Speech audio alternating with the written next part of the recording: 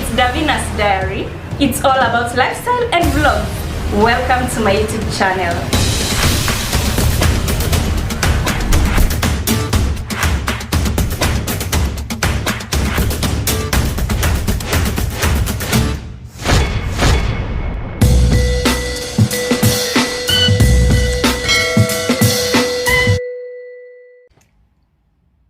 Hello guys, welcome back to my videos. If you're new here, hi, and my name is Davina baby.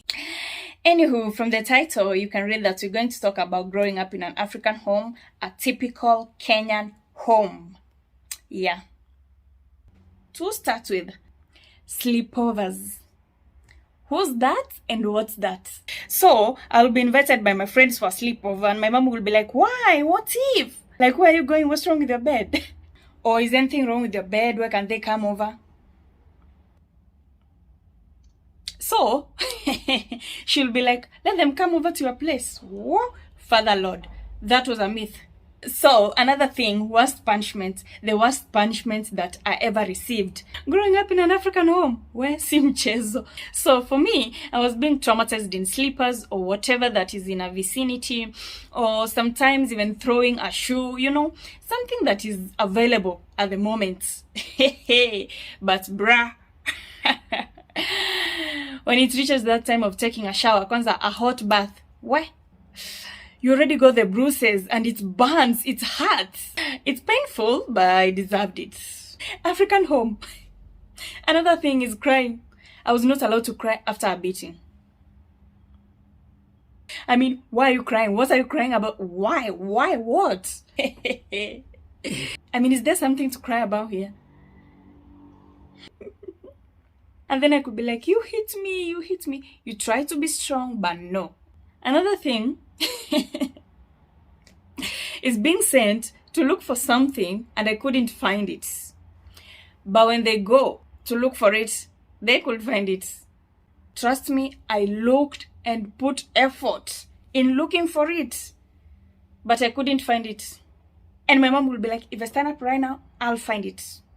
So like mostly someone could send me, fetch me my blue slippers. But for me, the blue is green. I wouldn't know they're the ones, honestly. Another thing, this one is a bit naughty. I always had a thought of calling the police or a child line after a beating. What? Honestly, I always had this thought several times. Kwanza packing and leaving. Where? I felt like I've had enough. So I could even tell them about the child rights after a beating. But it's funny how my heart settled and became jovial again after seconds. I could talk to them within seconds after the beating. Worst thing I ever did as a kid, I almost burnt myself plus the whole house. I know.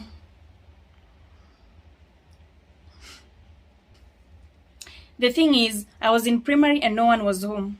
It was late and I'm famished. I of course knew how to prepare some few meals here and there, so I decided to fry some veggies. Added oil into the hot pan, then I took some water. I mean, ready to pour into the oil. Suddenly, a thought crossed my mind. Because you had been told that oil and water don't mix. But I think that day in class I was asleep because that was like an echo sound to me. I actually thought it's the oil for the car. Bruh. The oil was burning hot, so I felt some guilt in me and held the water back. I added the veggies.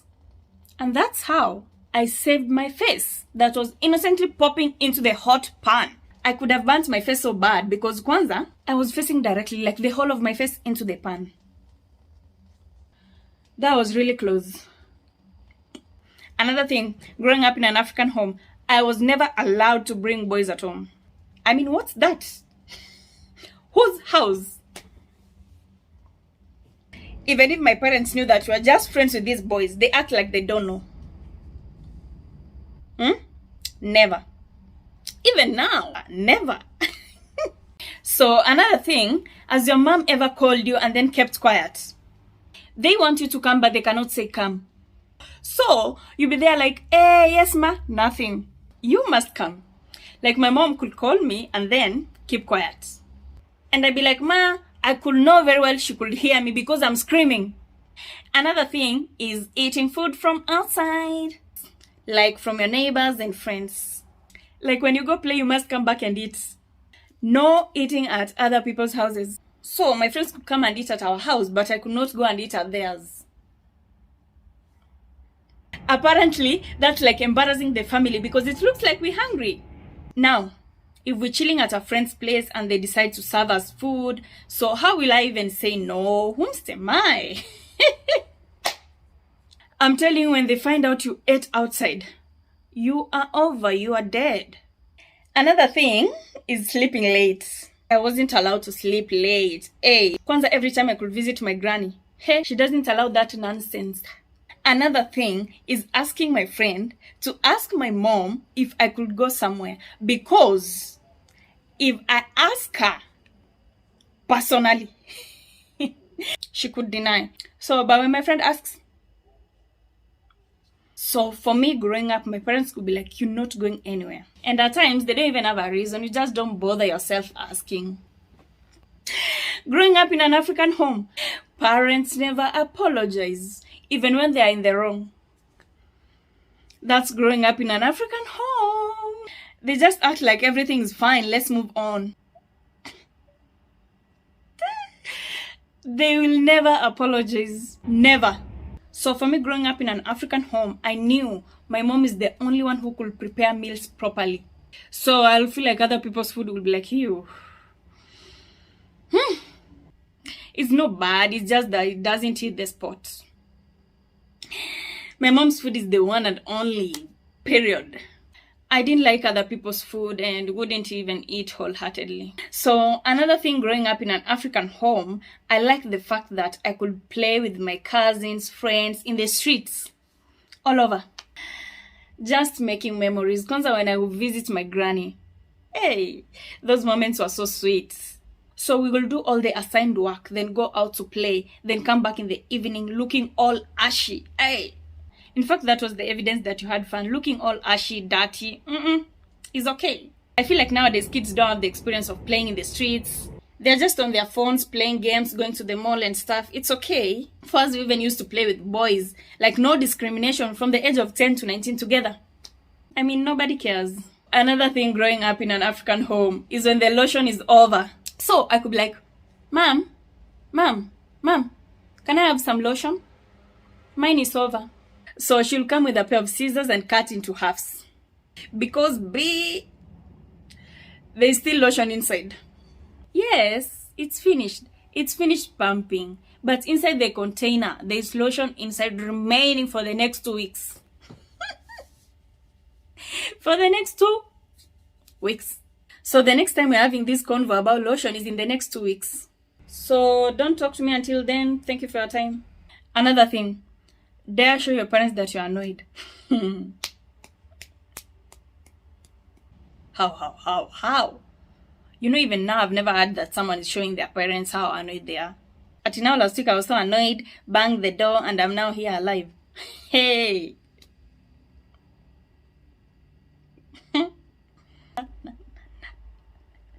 Are you mad?